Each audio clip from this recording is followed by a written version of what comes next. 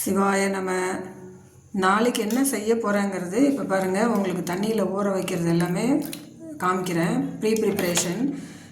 இப்போ நைட்டு 8:30 மணிக்கு இதெல்லாம் ஊற வச்சுட்டேன். சுண்டல் செய்ய போகிறேன். அப்புறம் சிகப்பரிசி வேக வச்சு சாப்பிட்றதுக்கு. இது வந்து காலையில் 5 மணி வரைக்கும் 6 மணி வரைக்கும் ஊறும். 6 மணிக்கு தான் சமைப்பேன். அப்புறம் சாமை அரிசி, இதை கண்டிப்பாக 10 மணி நேரம் ஊற வச்சு தான் செய்யணும்.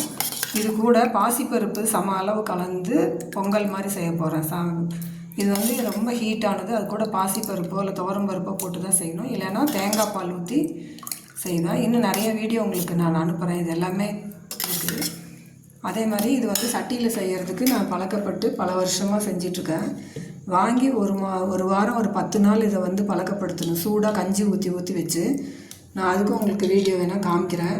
டெய்லி வழியே நல்லா கஞ்சி ஊற்றி வச்சு ஒரு வாரம் டெய்லி அந்த கஞ்சியை மாற்றிட்டு அப்புறம் சுடுதண்ணி ஊற்றி அடுப்புலேயும் வைக்கலாம். இந்த மாதிரி பழக்கப்பட்டுட்டால் நல்லா வேகும், சூடாகவும் இருக்கும், பொருள் கெடாமல் இருக்கும், டேஸ்ட்டும் அதிகமாக இருக்கும், சீக்கிரம் வெந்துக்கும். சட்டியில் பயன்படுத்துறது பாத்திரத்தில் வேகிறதை விட இதில் வந்து கொஞ்சம் சூடு இருந்தோடனே அதுவே உள்ளே வெந்துக்கும் நல்லா. இது வந்து நாளைக்கு பொரியல் பண்ணுவேன். ப்ரோட்டீனுக்காகவே தினமும் இது ஒன்று சாப்பிடுவோம் நாங்கள். அதே மாதிரி இது வந்து ஃபைபர் ரிச்சு.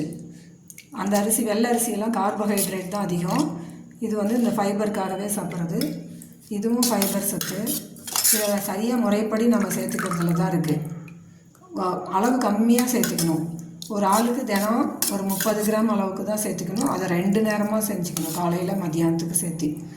அது கூட சம அளவு வேறு ஏதாவது கலக்கணும். நான் சொன்ன மாதிரியே என் கூடயே செஞ்சு பாருங்கள். சத்துள்ள உணவாக செஞ்சு சாப்பிட்லாம் வாங்க.